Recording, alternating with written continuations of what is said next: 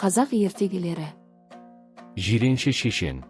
Жиренше шешен жолаушы келе жатып, бір ауылдың тұсына келсе, ауылмен екі арада өзен суы тұрған соң, өткелін біле алмай сасып тұрғанда, судың ар жағынан су алуға шелекпен бір қыз келді.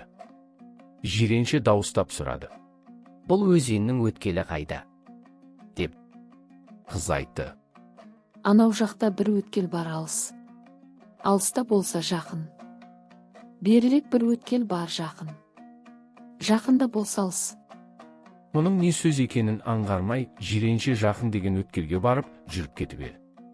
Судың орта жеріне барғанда аты омбылап жығылып, үсті басы былғанып, азар-мазар қайтып шықты.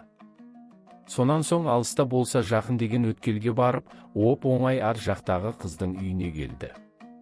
Үйіне кіріп отырған соң, Жиренше қызға қарап: "Жаным, қарным ашып алыстан келемін, тамағыңның тәттісін бер" деді. Қыз айтты: "Бір тамақ бар, ашы.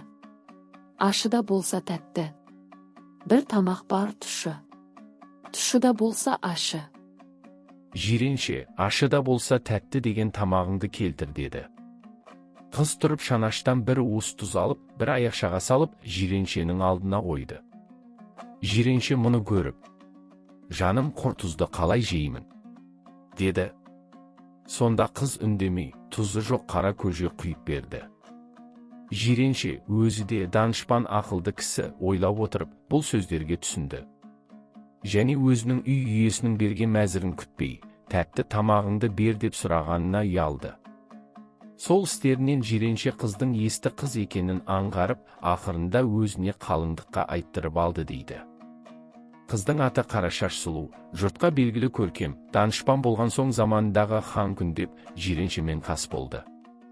Бір күні ханның көңілі шапқан соң, аспазшылар алдына бір қаз пісіріп алып келіп қойысты. Жиренше қасында отыр екен, хан оған бұйырды: "Бұл қазды өзіме, ханымға, екі балама және өзіңе, біріне артық, бірімізге кем жібермей бөліп бер. Егер біреуімізге бір мысқал артық кем болса, өзіңді қатты жазаландырамын" деп. Жиренше қолына пышақ алып, әуелі қаздың басын кесіп ханға берді. "Тақсыр, сіз біздің басымызсыз, міне сізге бас" деп. Екінші хан: "Ханымсыз болмас, ханым хансыз болмас, құс мойынсыз болмас. Олай болса, ханым, сіздің мойныңыз" деп оған қаздың кеңірдегін кесіп алдына қойды. "Мынау екі балаңыз, сіздің екі қанатыңыз, оларға міне қанат" деп қаздың екі қанатын кесіп қойды. "Мен өзім, тақсыр, баста емес, аяқта емес, орташа ғана адаммын, мынау құстың орта денесі маған лайық" деп қаздың қалған денесін өз алдына қойды дейді.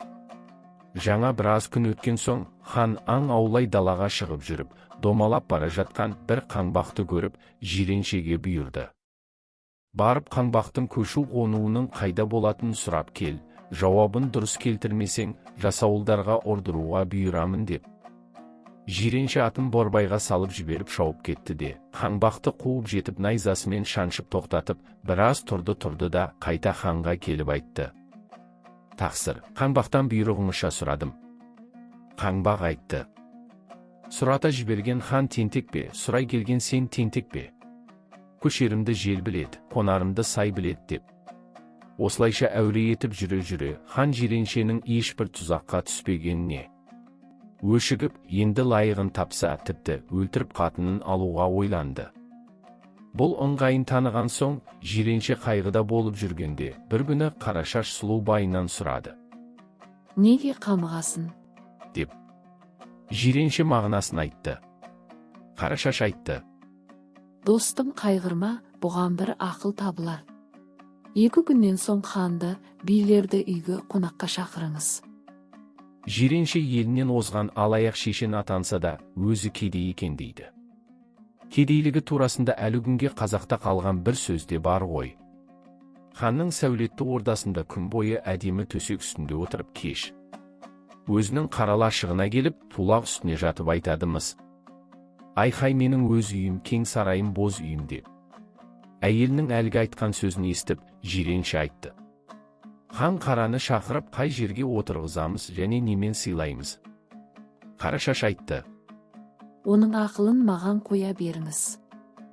2 күн өткен соң жиренше ханды уәзірлерімен қонаққа шақырды. Хан да, жасауылдары да, жиренше бізді немен сыйлар екен көрейік деп келіптіміз.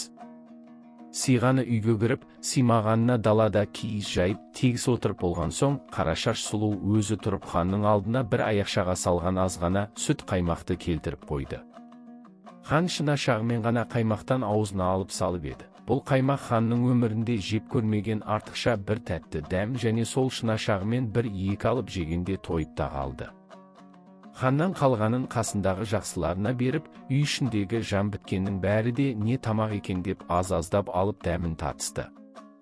Аттанар уақытта хан Қарашаш сұлудан сұрады. Сұлу, бұл берген тамағыңыз не тамақ? Біз көрмеген бір тәтті дәм екен, үйретсең аспазшыларыма бұйырайын, әрдайым осындай тамақ істеуге. Сонда Қарашаш айтты дейді. Тақсыр, сіз білесіз біздің жарлы екенімізді, ерім сізді жақсыларыңызбен қонақ етуге ниет еткен соң, не тамақпен сыйласам болар деп уайымға қалдым. Ақырында ойладым, дүниедегі тамақтың асылы адамсы керек. Не үшін десеңіз, бала 5-6 жасқа келгенше жалғыз емшек сүтімен күн көреді. Сол үшін өз сүтімді сауып, осы қаймақты істедім деді. Хан ақ деп санын бір соғып, шыға жөнелді дейді. Ол заманда бұл заманда белгілі емшегінің сүтін ішкен әйел шеше есебіне кіріп, қалындық қалуға болмайтындығы. Мұнан соң бірнеше күннен соң, хан жиреншені шақырып алып, қиянат істерімді кешіріңіз деп өтініп, көп мал сыйлаптымыз.